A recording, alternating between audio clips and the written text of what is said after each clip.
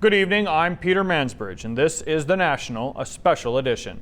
Our top story, more questions for the Prime Minister today in the ongoing battle over pipelines in this country.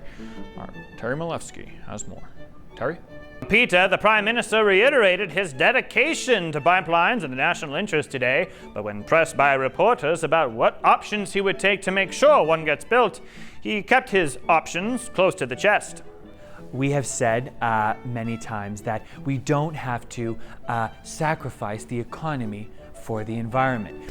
As for the coming days, we'll continue to, let me reorder the thoughts, continue to work with our various stakeholders and partners and come to a mutual agreement for projects moving forward.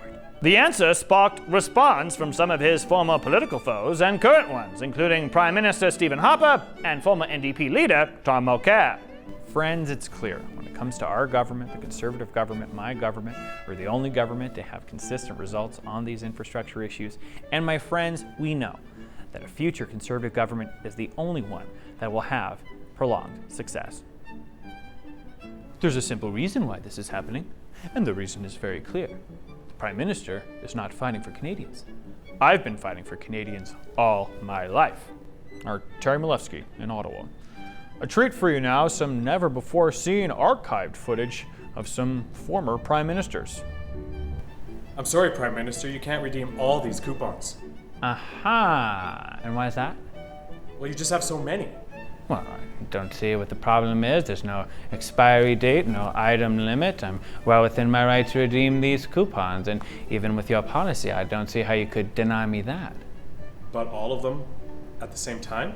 Well, just watch me.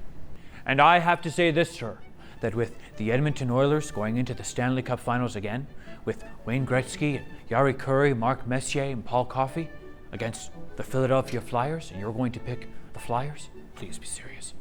Be serious. Speaking of hockey, a tremendous feat for Sidney Crosby, a new record for the fastest goal scored in NHL history just 5 seconds after puck drop. His reaction was subdued. Yeah, just, playing hard. Won the face-off and got to the net, and Getz made a good play, and Tanger got it up and got a stick on and went in, and it's pretty special. Got the game, and that's most important. Gino had a big one in the third and got the win. So Don Cherry, meanwhile, was more animated. Wait a minute, don't show it. That's Sidney Crosby, boy. Watch this here. What do I always say? Kids, if you're going to be a goal scorer, you gotta get to the net. Watch this here. Sidney Crosby gets up. Beautiful. There it is with the puck. Harper, Nova Scotia had him in the prospect game. That's all I got to say about that. Finally, some sound bites from American politicians today. America has gone too long not reining in the millionaires and the billionaires. People, I know, my friends, this is not good for all of America, and we need a change. I am not Bernie's friend. The G7 summit in Charlevoix, Quebec, Canada, was a tremendous, tremendous summit. I love summits. We have had the best summits since I came into office, really the best summits. And North Korea, historic summit. And speaking of historic, congratulations to the Washington Capitals for winning their first Stanley Cup. They won when I got into office, when I came to DC. They won. I'm not saying it's because of me, but it might be because of me. Look. And speaking of hockey, it's time that Russia have a team again. They haven't had a team in a very long time. Very long time. It's been very sad, very sad. They should have a team. Gary is a close personal friend, tremendous guy. We will get it done. We will get it done. This is a really, really important question. Why did Lucas leave me to the end? I'm in Calgary. I'm the mayor, the best city to live. You'd think I'd be a little bit higher up. But back to your question.